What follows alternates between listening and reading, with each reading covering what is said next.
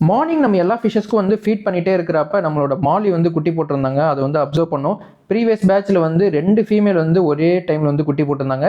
But இந்த time வந்து ஒரே ஒரு ஃபீமேல் தான் குட்டி போட்டிருக்கு. ஏன்னா ஃப்ரைஸோட கவுண்ட்டை வச்சு நம்ம கண்டுபிடிச்சிடலாம். கம்மியாக தான் இருக்குது. போன வாட்டி எக்கச்சக்கமான ஃப்ரைஸ் கிடச்சிது.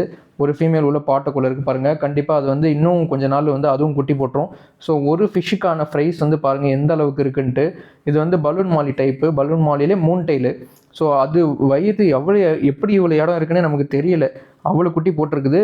இந்த ஃப்ரைஸ்க்கு வந்து நம்ம ஃபஸ்ட்டு ஃபீடாக வந்து ஆர்டிமியா தான் ஃபீட் பண்ணிருக்கிறோம். நீங்கள் நல்லா பாருங்கள், சூப்பராக தெரியுது பாருங்கள். எவ்வளோ அழகாக வந்து ஒரே 4 ஃப்ரைஸ் தான் எவ்வளோ அழகாக வந்து ஆர்டிமியா ஒன்று ஒன்றா பிடிச்சி சாப்பிடுது பாருங்கள்.